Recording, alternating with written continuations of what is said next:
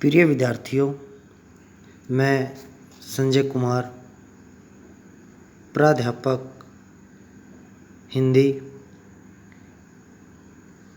आज हम बात करेंगे रीतिकाल की प्रमुख प्रवृत्तियाँ या विशेषताएं क्या है, जिसे मिस्र बंधुओं ने उत्तर मध्यकाल कहा, वही आज रीतिकाल के नाम से जाना जाता है। इसका समय संवत 1700 से संवत 1900 तक निर्धारित किया गया। इस समय कवि प्राय दरबारी कवि थे, अतः उनकी मूल मनोवृत्ति थी जिसका खाना उसी का गाना, अर्थात ये कवि स्वामिन सुखाए काव्य रचना कर रहे थे।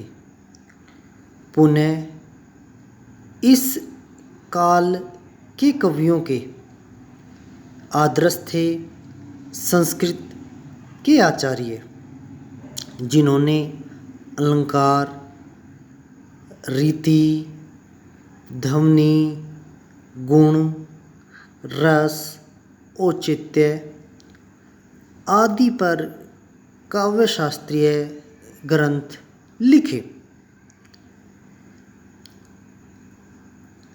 थे।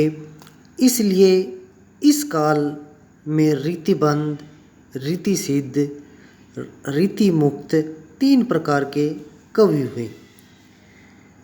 जहाँ तक रीतिकाल की विशेषता प्रवृत्तियों की बात आती है, वह निम्नलिखित है।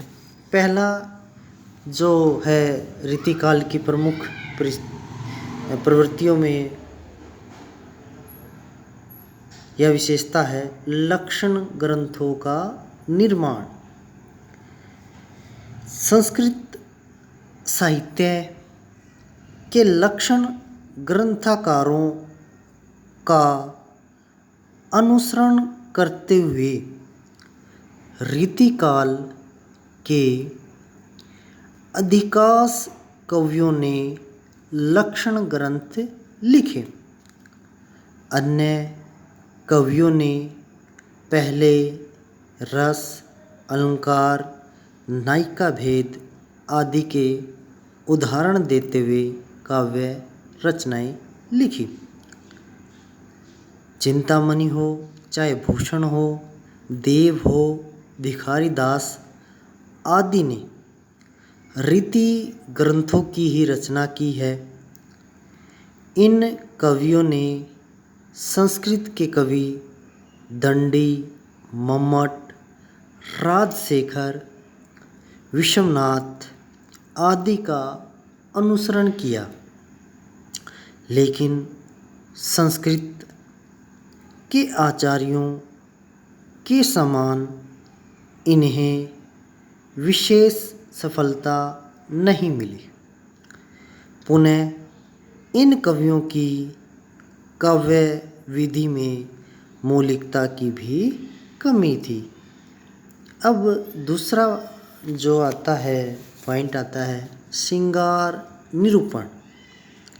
श्रृंगार निरूपण, श्रृंगार वर्णन रीति काव्य का प्रमुख प्रतिपाद्य है या उद्देश्य है।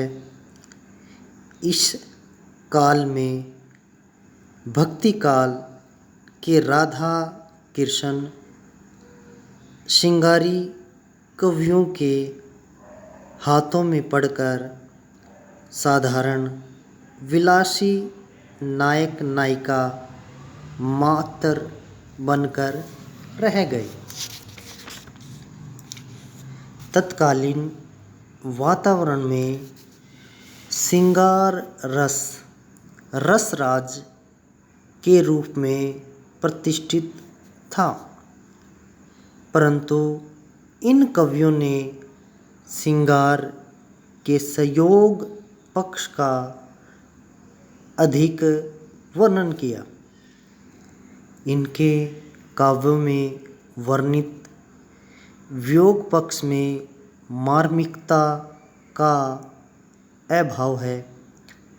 संयोग वर्णों में सूरत, विपरीत, रति, हास, परिहास का वर्णन करते हुए तीज त्योहारों, पावस आदि विशेष अवसरों का भी वर्णन किया।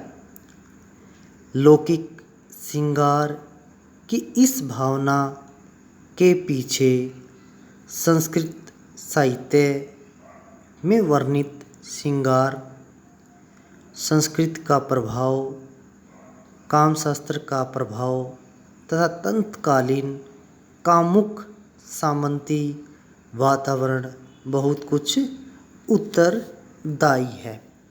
आज के लिए इतना ही।